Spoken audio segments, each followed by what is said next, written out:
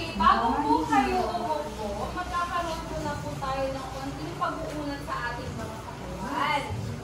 Ayan, kasi napapansin ko ang discussion kanina, medyo masakit sa puwet, umupo, di ba? Nakakangali sa likod. Okay, kindly raise your hands. 2 hands. The side. Down. Pakilagay po ng mga kamay niyo sa inyong bewang at iikot niyo po ng paganyan. Ay, tumugulo na lang.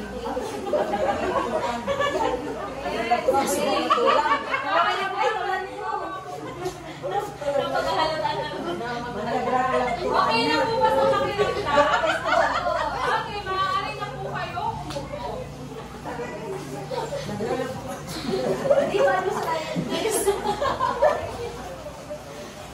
Okay, bago tayo magsimula, bibilangin ko muna po kung sino ang mga narito sa klase. Ilan po ang boys natin ngayong araw? Ang mga kababaihan po? 8 po. Meron po bang lumiban sa klase?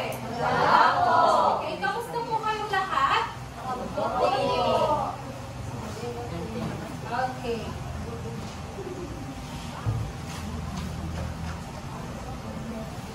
So, bago tayo magsimula, andito po ang mga kasanayan at layunin pang pagkatuto. Nakalagay po dyan na kapag sasanay sa maingat na paghusga sa pamamagitan ng panginilati sa katotohanan at kabutihan na nakapaloob sa isang sitwasyon. Letter A, natutukoy ang mga katangiang gamit at tumuhin ng isip at kilos loob.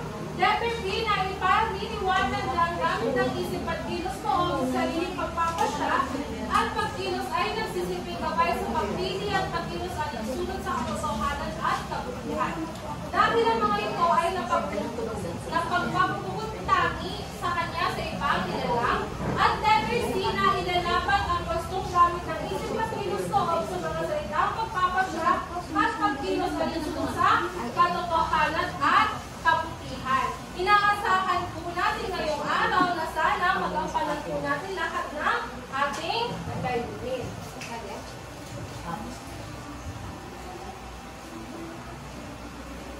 Meron po akong dalawang larawan dito. Ano po ang napapansin niyo sa dalawang larawan? Anong meron sa dalawang larawan? Ano ang nakikita ninyo? Sige po. Parehas po may karatula. Okay, parehas may karatula. Ano yung karatulang nakasulat dyan? Bawal umiti. Okay, bawal umiti dito. Sa dalawang larawan lang yan, sabi po ninyo, may parehas na karatula na nakalagay na bawal umiti dito. Ano ang napapansin niyo sa larawan? Ano ang meron dyan bukod sa karatula? Mercy. Ang isa pong larawan siya ay tao. Ang isa naman po ay tayo. Okay. Sabi ni Mercy, ang isang larawan daw ay may nakatayong tao at ang nasa kabila naman daw ay may aso. Okay. Meron po tayo ditong prosesong tanong. Una, ano ang ibig ipahiwatig ng dalawang larawan ito? Ano daw ang ibig ipahiwatig ng dalawang larawan ng yun? Sabi nyo, sa kabila may tao, sa kabila may aso. So ano daw ang gusto ipahiwatig nun? Albert? Ang gusto ko ipahiwatig sa dalawang larawan ay yung sa tao, maiintindihan niya yung nakasulat din sa karatula habang yung Okay, magaling. Ayon kay Albert, dun daw sa dalawang larawan na nakita niya, yung tao daw po, naiintindihan niya kung ano yung nakasulat sa karatula. Tatlo naman sa kabila is yung aso. Siyempre, ang aso hindi naman marunong magbasa. Pangalawang katanungan, sa tingin mo, ano ang gagawin ng tao at ng hayop? Nice. Sa tingin ko po, base sa nakalagay na karatula, so isa na daw ibig sabihin, may gagawin sila at yan ay ang umunod. Oh, ayan, sabi po ni Nice, sa tingin daw po niya na ang gagawin daw po nung nandun sa larawan ay yung tao daw po ay may ano nga po? May planong umihi. Pati din po ba yung aso? Plano rin po ba niya umihi? Okay. Sa palagay ko po, ma'am, parang sila nakatayo. Yung lalaki, ang kamay niya sa baba lang. Nagbabasa siya. Ibig sabihin, dahil sa tao siya, may isip, hindi siya bumili. So, balik yung aso, nakatingin din, wala naman siyang isip. Kahit na nakatingala siya, may retrato din na bawal, nag-ano lang Tapos may dingding, kaya iipi talaga siya. hindi.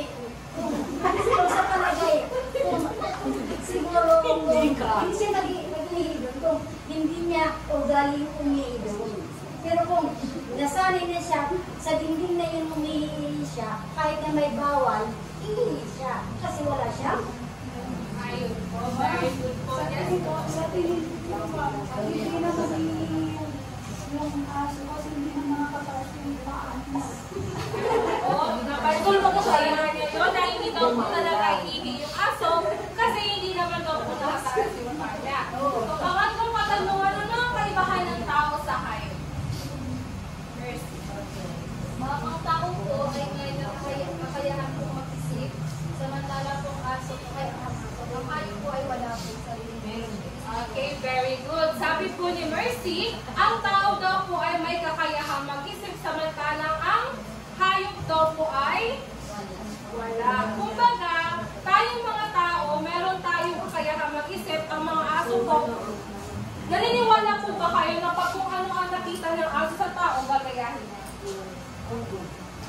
Pwede, di pa po may posibilidad. Kasi po ang mga hayop ay mapag-masin. Yan, very good. Number 4. Bakit pupuntangi ang tao sa lahat ng nilikha? Para sa akin po, ma'am, pupuntahan ang tao sa lahat ng pinika dahil tayo pinika ayon sa larawan. Okay, very good. Kaya daw po pupuntangi ang tao sa lahat ng nilikha dahil po tayo po ay may kakayahan gawin ang mga bagay-bagay. May katanungan pa po ba? Sigurado po? Opo. Okay. Maaari na po ba tayo dumako sa sunod? Oo. O, eto naman, may isang larawan. Ano ang napapansin mo sa larawan? Ano ang meron sa larawan? Meron dalawang Bata. bata. Anong ginagawa ng bata sa larawan? nag-iisip. Nag-iisip. Ano ang gusto ipahiwatig ng may question mark? Hindi niya alam ang Okay, very good. Blanco ang kanyang utak. Hindi niya alam kung ano ang... Okay. Etong ano, may light bulb sa gilid. Naliwanagan. Ayan, very good. Ibig sabihin na Ilaw ng liwanagan. So, meron din tayo mga katanungan. Ano ang napansin niyo sa larawan? Sabi niyo kanina is nag-iisip yung isa at yung isa naman daw po ay may idea or naliwanagan na sa kanyang iniisip. Pangalawang katanungan, paano kaya nabigyan ng bata ng kasagutan ng kanyang mga katanungan? Sa tingin niyo, paano kaya nabigyan? Kasi nag-iisip siya. Okay, very good. Kasi nag-iisip siya. Okay? Pangatlo, natural sa tao magkaroon ng suliranin. Alam niyo po ba kung ano ibig sabihin ng suliranin? Sino may idea kung ano ibig sabihin ng suliranin? Okay, problema. Ano, okay ka lang, diba? Siya, ma'am. Kaligaya di sa Ayan, ang suliranin po ay problema po. Okay, very good. Sabi nila sa pangatlong katanungan, natural daw sa tao magkaroon ng suliranin na kailangang tugunan. Ikaw, paano mo nabibigyan ng solusyon ng iyong problema? O paano daw natin, o paano nyo nabibigyan ng solusyon ng inyong problema? Nag-iisip or pinag-iisipan ng mabuti. Meron ka pong idea? Ma'am, dahil ma'am tayo ay taong may iba't ibang katangian, kaya ano man ang problema, mabibigyan ng Mabibigyan ng solusyon. Tama po. Pangatlo, pang-apat, ano ang mga angking katangian mo na mahalagang gamitin sa pagkakataong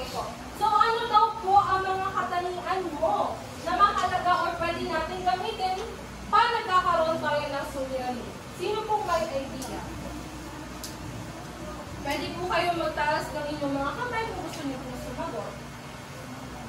Luella.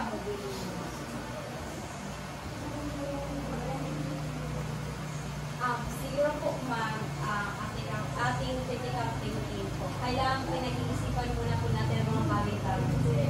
Wow, nakakabighani naman ang iyong kasagutan. Critical thinking, very good. Let's go. Ang natatandaan po, ma'am, ang tao ay may katangiang mag-isip at kumilos.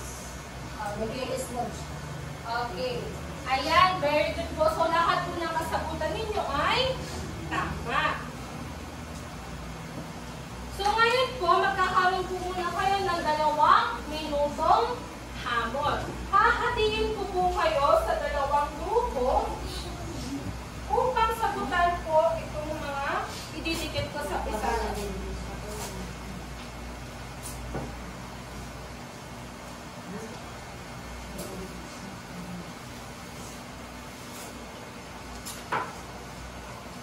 So, meron po tayo dito isip at kilos loob.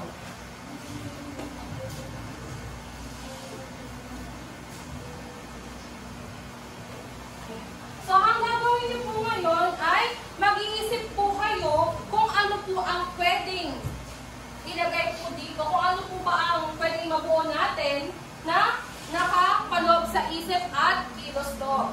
This will be the group 1 and this will be the group 2. Pumunta na lang po kayo sa pizarra upang po ilagay po ang inyong kasagutan. Group 1.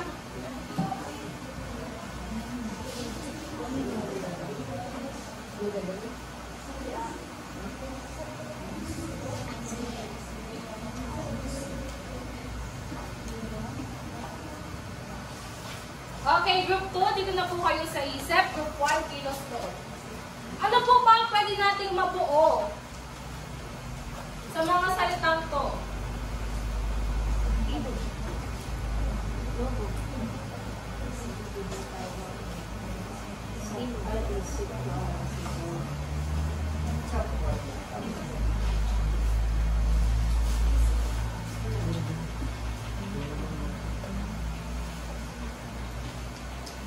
Group 1. Kilos loob.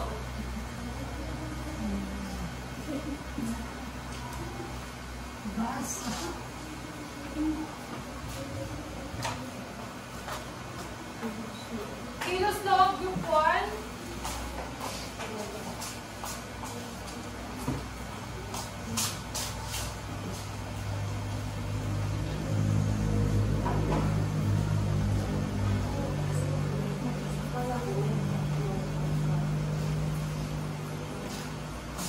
Ano ang mga salita na pwedeng mag-describe sa 2 words? Isip, kilos loob, ano pa? Yan lang po ba?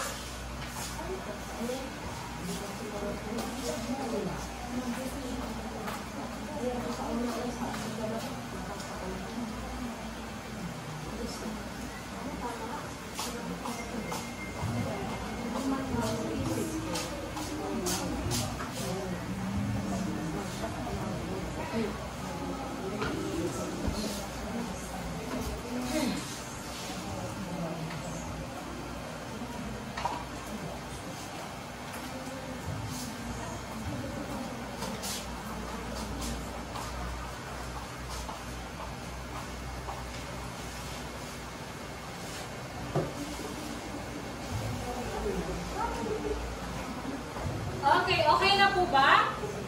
Ma'am, ang isip ka, ma'am, like, inaalam ng katotohanan.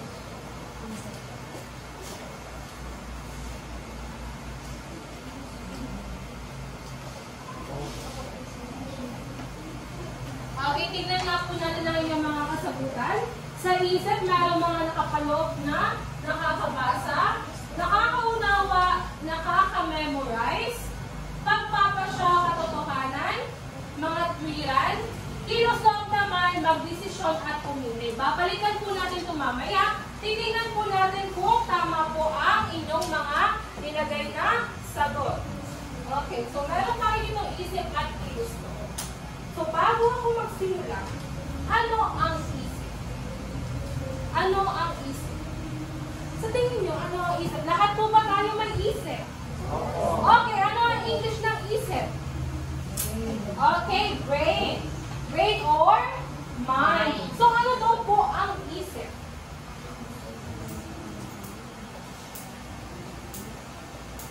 Luella?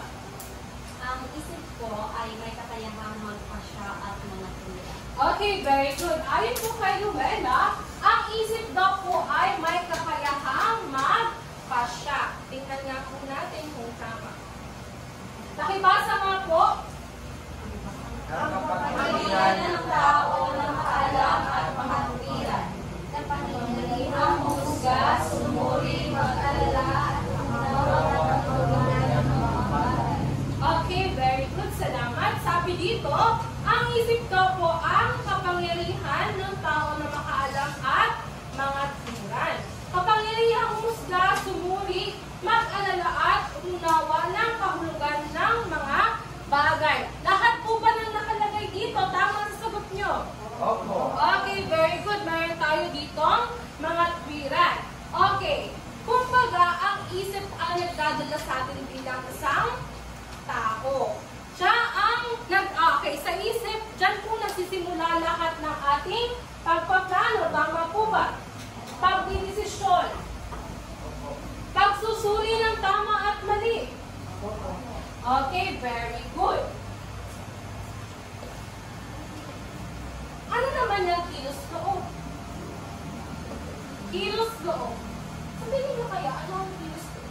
Kung sabi niyo ang isip nangangatuwiran, sumusuri ng tama o mali. Ano naman ang kilos loob?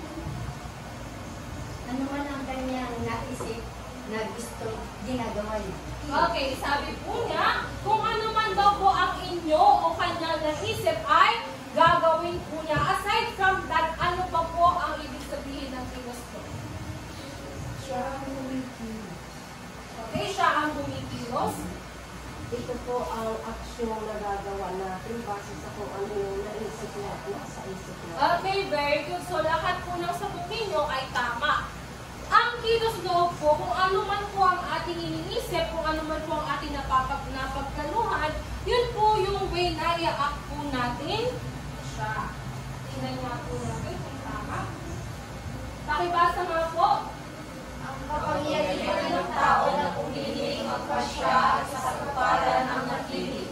Tumilos at gumawa ng kabutihan ang pangunahing gamit ng umuming ito. Okay, very good. Tama po ba sagot niya sa kilos loob? Nandyan po ba ang salitang pumili? Opo. Magdesisyon. Okay, very good. Ayon po dito, ang kilos loob daw po ang kapangyarihan ng tao na pumili, magpasya at isa katuparan ang napili, kumilos at gumawa ng kabutihan. Ang pangunahing gamit at tungunin nito. So, ayun po. Kung ano man po ang ating iniisip, kung ano man po ang ating napagdesisyonan, ay i-act po natin yan, pero doon lang po tayo sa daan ng daang matuwid, sa daan ng kabutihan at katotohanan. Ayan, very good. May katanungan pa po ba? Malinaw na po?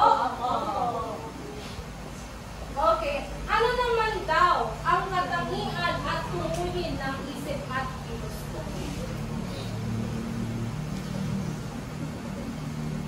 Okay, sa katangian at kilos loob, nababasa po ba ninyo?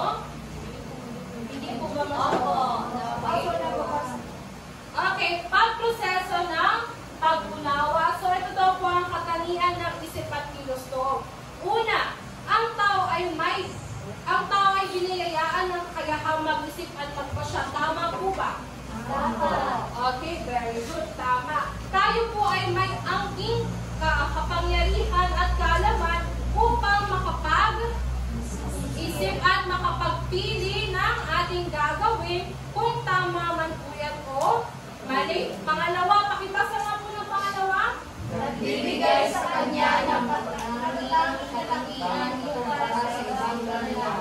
Okay, nagbibigay sa kanya ng natatanging katangian kumpara sa ibang nilalang. Tayo po mga tao, maswerte po tayo. Bakit tayo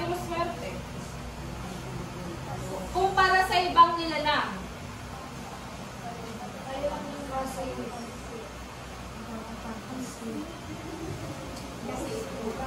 tayo, bakit daw tayo natatangi?